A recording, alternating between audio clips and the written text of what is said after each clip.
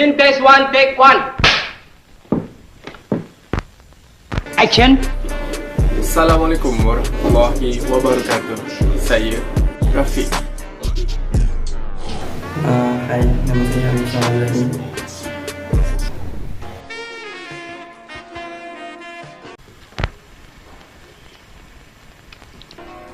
Assalamualaikum, nama saya Hafiz.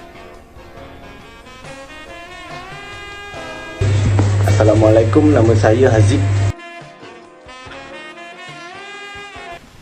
Kamera. Running. Screen test 3, take 1. Baiklah, kami daripada kumpulan 1. Okey, pada kali ini kita akan membahaskan satu topik yang cukup menarik dan cukup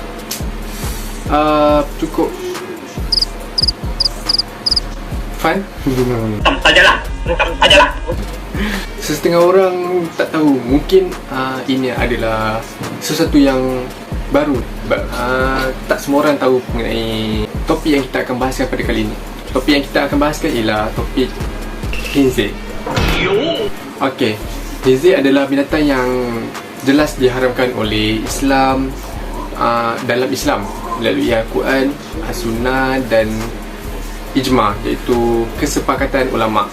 Penemuan saintifik juga menjelaskan tentang bahayanya daging khinzir kerana dia lebih memberi banyak kemudaratan. So, nak tahu kemudaratan tu mengenai apa? Stay tune. Pada kali ini kita akan huraikan isu mengenai khinzir dengan lebih terperinci dalam Islam dan sains teknologi. Pada asasnya, khinzir adalah binatang yang diharamkan dengan jelas di dalam Islam melalui Al-Quran, As-Sunnah serta Ijma', iaitu kesepakatan para ulama'. Pengharaman khinzir adalah disebabkan dia membawa beberapa kemudaratan sama ada dari aspek kesihatan, di mana mendatangkan penyakit kepada diri sendiri, dan sikap psikologi iaitu yang disebut boleh menghilangkan perasaan cemburu serta menjadi dayus. Ada beberapa dalil di dalam Al-Quran dan hadis yang menerangkan tentang pengharaman khinzir di dalam Islam. Surah Al-Ma'idah ayat 3. Diharamkan bagimu memakan bangkai, darah, daging babi yang disembelih atas nama selain Allah, yang tercekik, yang terpukul, yang jatuh, yang ditanduk dan diterkam binatang buas, kecuali yang sempat kamu menyembelihnya. Dan diharamkan bagimu yang disembelih untuk berhala. Dan diharamkan juga mengundi nasib dengan anak panah, iaitu mengundi nasib dengan anak panah itu adalah kefasikan. Pada hari ini, orang-orang kafir telah putus asa untuk mengalahkan agamamu. Sebab itu, janganlah kamu takut kepada mereka dan takutlah kepadaku. Pada hari ini, telah ku sempurnakan untuk kamu agamamu dan telah ku cukupkan kepadamu nikmatku, dan telah ku redai Islam itu jadi agama bagimu. Maka barang siapa terpaksa kerana kelaparan tanpa sengaja berbuat dosa, sesungguhnya Allah Maha Pengampun lagi Maha Penyayang. Surah Al-Ma'idah ayat 3. Selain itu, ada juga penjelasan di dalam surah An-Nal. Sesungguhnya Allah hanya mengharamkan atasmu, iaitu memakan bangkai, darah, daging babi dan apa yang disembelih dengan menyebut nama selain Allah. Tetapi barang siapa yang terpaksa memakannya dengan tidak menganiaya dan tidak pula melampaui batas, maka sesungguhnya Allah Maha Pengampun lagi Maha Penyayang.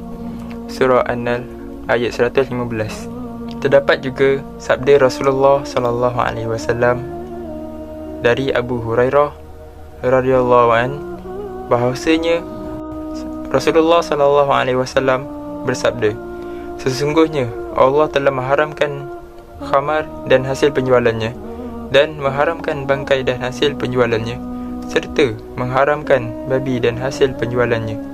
Hadis riwayat Abu Daud.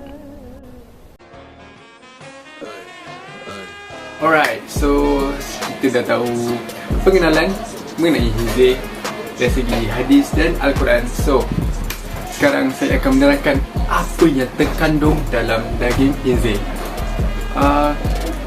Islam takkan mengharamkan sesuatu tu tanpa sebab. Betul lah tu. Betul. Okay. So, saya akan menerangkan apa terkandung. Yang terkandung dalam daging khinzir ialah parasite. Banyak parasite yang terdapat dalam daging khinzir. Disebabkan parasite itulah diharamkan oleh umat Islam untuk memakannya. Okay. So, mesti korang nak tahu kan apa parasite yang terdapat dalam daging khinzir. So, yang pertama ialah cacing tenensolium. Cacing tenensolium berasal dari usus khinzir. Apabila sudah dimakan dan berada di dalam usus manusia, mampu membesar sehingga 10 kaki. What? Oh, 10 kaki. Oh. Apabila sudah matang, cacing ini akan meletakkan mulutnya pada dinding usus manusia untuk makan. So, efeknya individu itu akan mengalami kekurangan darah dan mudah mengalami masalah usus. Untuk kanak-kanak pula ada efek juga. Sesuatu yang berbeza, mereka akan lebih mudah mendapat histeria atau penyakit kebimbangan, iaitu macam anxiety attack. Parasite kedua iaitu cacing Trichinella. Cacing Trichinella spiralis. Senang. Boleh? Ambil tempat. Okey, cacing Trichinella spiralis lebih dikenali sebagai cacing babi atau pigworm. Trichinella adalah spesies parasite paling kecil yang mampu hidup dalam badan manusia dengan besar 1.4 mm atau 1.6 mm panjang dia.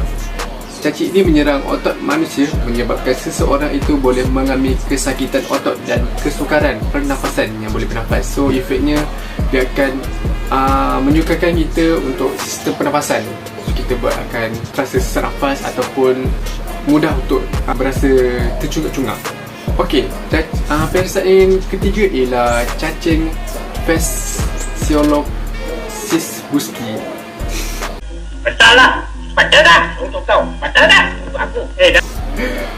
Okey, parasite Phaseolopsis ni parasite yang paling terbesar yang boleh duduk dalam badan manusia. So, panjang dia sepanjang 75 cm. No, panjang jari aku dah. Nasihat dia tak ada apalah. Betul lah tu. Gila. So, parasite ni gemar duduk dalam bahagian perut manusia. Parasite ni membiak pantas kerana setiap satu parasite dewasa mampu menghasilkan lebih 25,000 telur. Dan ia akan menetas dalam jangka masa 7 minggu.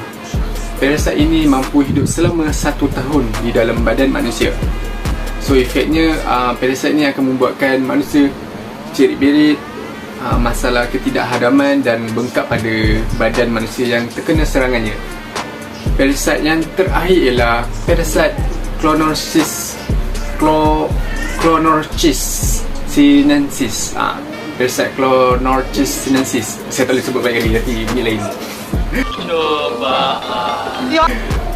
Okey, parasite ini ialah anggarannya lebih 30 juta manusia menjadi hos kepada parasite ini, dan kebanyakan penduduk negara Jepun, China, Taiwan dan banyaklah negara-negara di Asia Tenggara.